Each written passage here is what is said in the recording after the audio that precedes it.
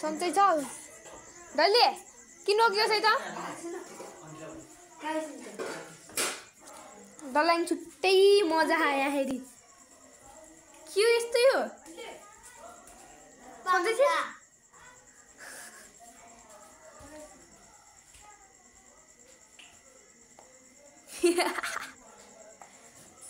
uncle त्यसको खाप्छु के गरिरहेछ यो आन्टीले ती फोरियो यो मोटी पै रो न मान्छु घर के खास लागि यो त कस्तो खाइछि अहिले बसेर कसरी बसेर खाइयो अहिले आमाले हानी यस्तो बनाइसकेछि के हो फेरि अन्त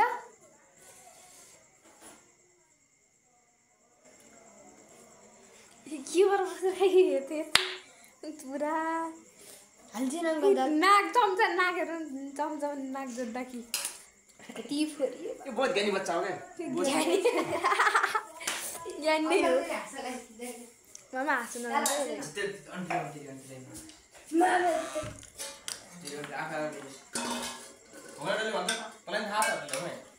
डल्लै भाइ ल खाना खाएर अगाडि आइस हुन्छ कि नै यो भात खाएर चाहिँ भ्याएर आइज है त ल हामी जाँदैछौँ अब माइजू कहाँ जानु कान्छे माइजू माइजू सन्चो छैन बिरामी भए ए ल सुत्नु त अहिले म भिडियो देखाउँछु तपाईँलाई रुक्नु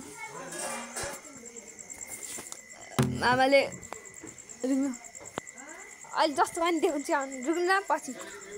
सन्चै छौ भाइ तिमी बिरामी त भएन नि खाप्ती खाइदियो त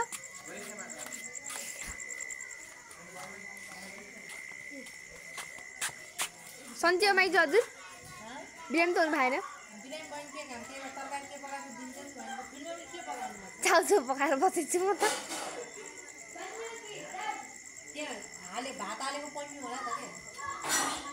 छुट्टै मुड छ यहाँ पनि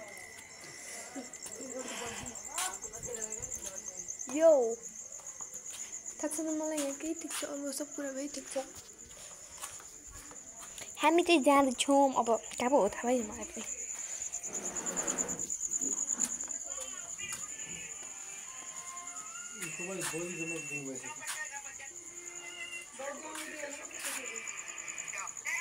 तर छुट्टै मजा आयो यहाँ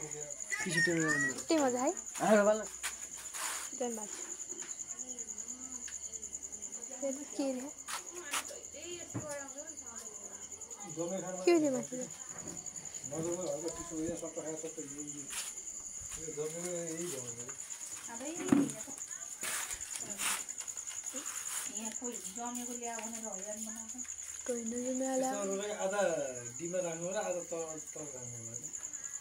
नजमेको खोज्नु तिमी अहिले आयो अरू यहाँ नजमेको खोज्नु कोही आउँदैन सबै जमेको मात्र खोज्नु यो बहिनी आइन अघिको गीत गाउने वाली ल गाउँ त गाउँ बहिनी सिन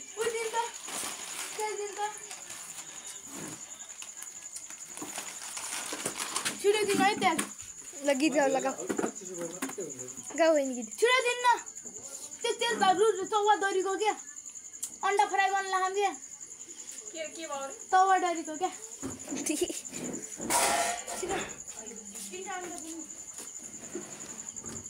बहिनी गीत गाउने होइन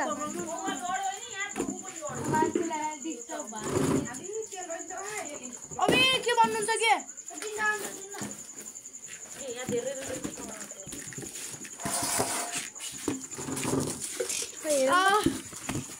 खाइछौ भाइ तेल दिनु न हामीलाई तेल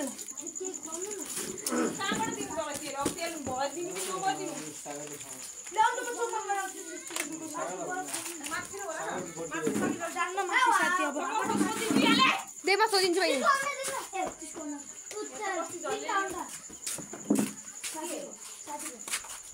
भाइजू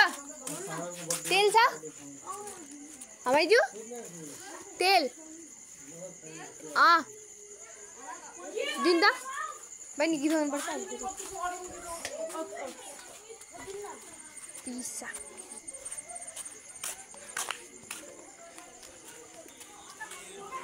लानु पैसा लाग्ने तेल एउटा पकाइदियो कति रुपियाँ यो त 30 रुपियाँ आ गया थ्याङ्क यू लो बहिनी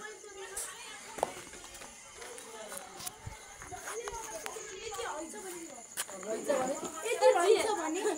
तैँले यति रहेछ भने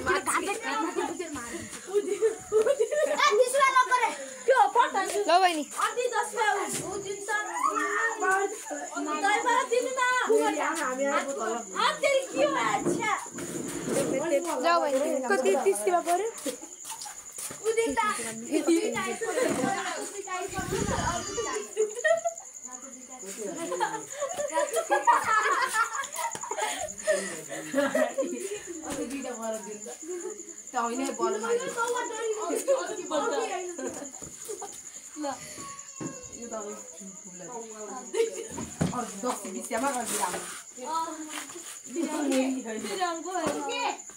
यो बेला छुट्टै के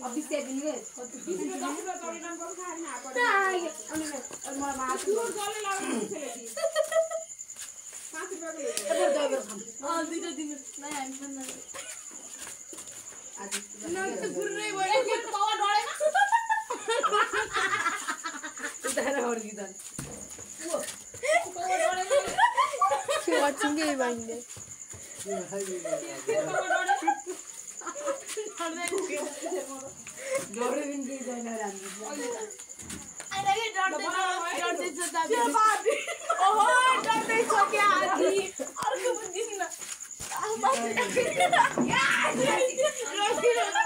के